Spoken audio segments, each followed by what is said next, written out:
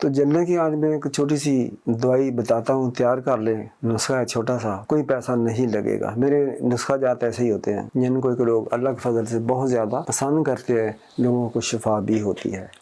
توے کی باسی روٹی، توے کی جو توے پر روٹی پکائی جاتی ہے تو اس کو کہتے ہیں توے کی روٹی۔ یہ بچ گئی ہے صبح کو، یہ پڑی ہوئی ہے، کب 2 دن 4 دن 10 دن کی بھی پڑی ہوئی ہے، اس کو آپ نے توے پر ہی جلانا ہے۔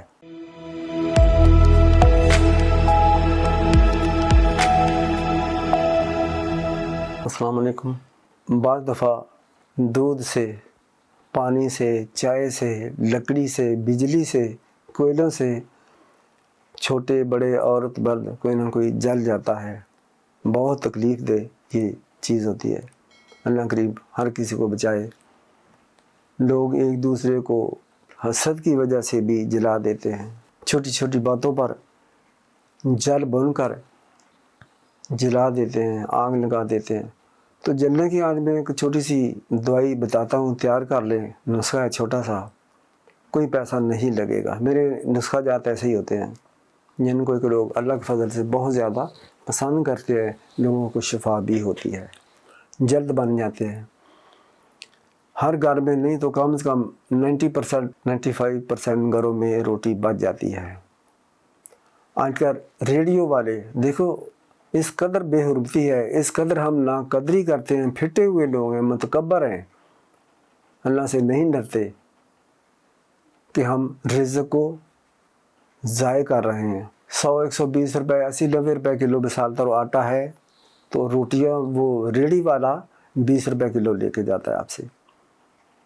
شرم کرنی چاہیے، عزت احترام کرو روٹی کا۔ جو بچ جاتی ہے اس کو کھاؤ، کسی طریقے سے بھی کھاؤ، ڈونٹ ویسٹ۔ ایک دفعہ نبی کریم صلی اللہ علیہ وسلم گھر میں تشریف لائے، چھوٹا سا ٹکڑا روٹی کا زمین پر پڑا ہوا تھا۔ آپ کی نظر پڑی، آپ نے اٹھا لیا اور فرمایا، اے عائشہ رضی اللہ تعالیٰ، یہ دیکھو روٹی کا ٹکڑا ہے، جس گھر سے رزق چلا جائے دوبارہ اس گھر میں نہیں آتا۔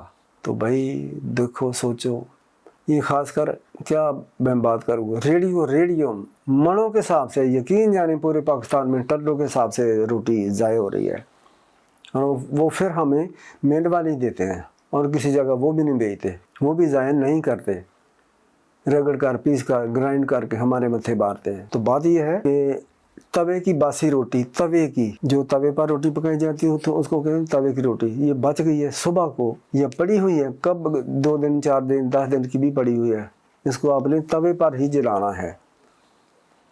اس کی راکھ بنا لو، بہت ہی باریک کرو، پھر اس کو کیا کرو، کپڑے میں سے نکال لو، کپڑ چھان کر لو، بہت باریک ہوگی۔ اب جس جگہ بھی جل گیا ہے، بازو، ٹانگ، کسی جگہ بھی، اس راکھ کو مثال طور یہ 50 گرام ہے تو آپ نے 200 گرام اس میں سرسوں کا تیل ملا دیں، خوب رگڑائی کریں، رکھ چھوڑیں، اللہ معاف کرے۔ اگر کسی کو ضرورت پڑے تو اس کو دے دیا کرو۔